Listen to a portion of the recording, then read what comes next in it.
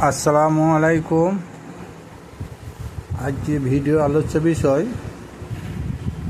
মহান আল্লাহ পাক রব্বুল আলামিনের দরবারে সবথেকে ভালোবাসা প্রিয় বস্তু কারা এবং কাদেরকে আল্লাহ বেশি ভালোবাসেন, এই সম্পর্কে আল কোরআন থেকে বিস্তারিত আলোচনা করা হবে। আমরা সবাই জানি যে যারা নামাজ পড়ে আল্লাহ পাক রব্বুল আলামিন তেনাদেরকে বেশি ভালোবাসেন। নামাজ পড়লে ভালোবাসেন এবং নামাজ না পড়লে ভালোবাসেন না, ওটা সম্পূর্ণ কোরআন বিরোধী কথা। কোনো সম্প্রদায়ের লোককে আল্লাহ তাআলা বেশি ভালোবাসেন তাহা কোরআন ভিত্তিক কিছু আয়াত তুলে ধরা হলো। নামাজ পড়লে যে আল্লাহ ভালোবাসেন এরকম সমগ্র কোরআনে কোনো জায়গায় দলিল নাই। তবে আসুন, কোন সম্প্রদায়ের লোককে আল্লাহ বেশি ভালোবাসেন সেটা কোরআন থেকে বিস্তারিত আলোচনা হোক। আল ইমরান আয়াত নম্বর ৭৬। বিসমিল্লাহির রহমানির রহিম। বালা মান আনফাইয়া বিআহাদি ওয়াত্তাকাইয়া ফাইনাল্লাহা ইউহিব্বুল মুত্তাকিন। অর্থ, যারা নিজের অঙ্গীকার বা ওয়াদা পূর্ণ করে এবং আল্লাহকে ভয় করে ও সংযত হয়ে চলাফেরা করে, নিশ্চয় আল্লাহ পাক রব্বুল আলামিন মুত্তাকিন বা সংযমশীল ব্যক্তিদের ভালোবাসেন। তাহলে মুত্তাকিন এবং সংযমশীল ব্যক্তিদের বেশি ভালোবাসেন। এই সংযমশীল কাদেরকে বলা হয়? যারা জীব সংযম, ইজ্জতের সংযম, মানে লোভের সংযম, কাম বাসনার সংযম, আরও বিস্তারিত আছে, যেগুলো মেন জিনিস সেটা এটা তুলে ধরা হলো। তাহলে এখানে কি বলা হলো? মুত্তাকিন ব্যক্তিকে বেশি ভালোবাসেন আর সংযমশীল ব্যক্তিদের বেশি ভালোবাসেন। এখানে নামাজিদের কথা এখন আসেনি। এই অঙ্গীকার কিসের? যেদিন আল্লাহ পাক সমস্ত রূহকে একত্রিত করে অঙ্গীকার করেছিলেন, আমি কি তোমাদের প্রভু নয়? তখন সকল রূহ এক বাক্যে স্বীকার করেছিলেন, এক বাক্যে তারা স্বীকার করেছিল যে আপনি আমাদের একমাত্র প্রভু। তোমার আরবি কি বলছিল? বালা। এমনকি সমস্ত নবী ও রসুল হতে অঙ্গীকার নিয়েছিলেন হুজুর পাকের জন্য যে ইনি তোমাদের নবী, ইনার উপর সমস্ত নবী ও রসুলকে ঈমান আনতে হবে।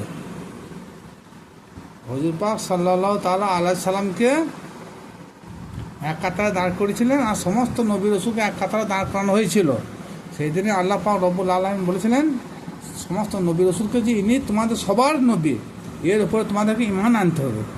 সকলে সেদিন এক বাক্যে ঈমান এনেছিল এবং অঙ্গীকারবদ্ধ হয়ে। ২ নম্বর সূরা আল ইমরান আয়াত নম্বর ১৪৬। এখানে আল্লাহ বলেন, যারা আল্লাহর পথে যুদ্ধ করে এবং ধৈর্যশীল, এদেরকে আল্লাহ বেশি ভালোবাসেন। ৩ নম্বর, আল্লাহু ইউহিব্বুল মুহসিনিন। অর্থ, আল্লাহ সৎকর্মশীল ব্যক্তিদের বেশি ভালোবাসেন। ৪ নম্বর আয়াতে এখানে আল ইমরান ১৫৯ নম্বর আয়াতে আল্লাহ বলেন, যারা ক্ষমা করে এবং তাদের ক্ষমার জন্য প্রার্থনা করে আমার উপর তাকওয়া করে, নিশ্চয় আমি তাকওয়া অবলম্বনকারীদের বেশি ভালোবাসি।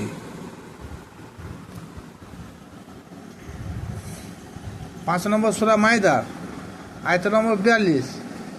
এই সূরাতে আল্লাহ বলেন, যারা ন্যায় বিচারক তাদেরকে আমি ভালোবাসি।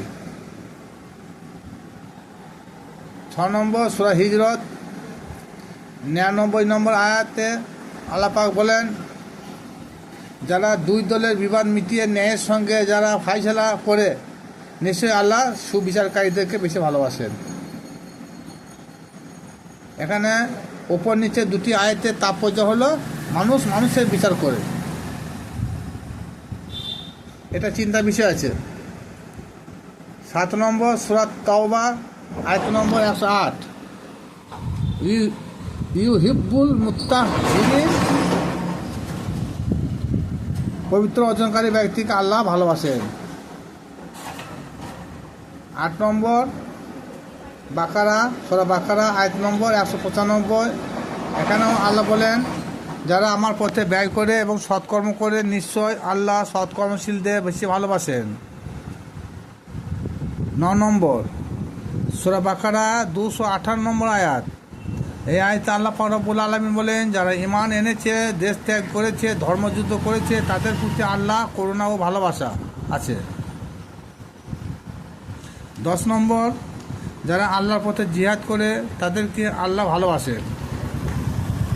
11 নম্বর সূরা আল ইমরান আয়াত নম্বর 32, যারা নবী ও তার পরিবারবর্গকে বেশি ভালোবাসেন তাদেরকেও আল্লাহ ভালোবাসেন।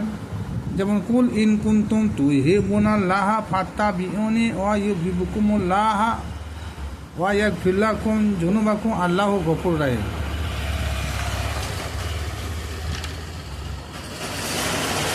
কি বোঝা গেল?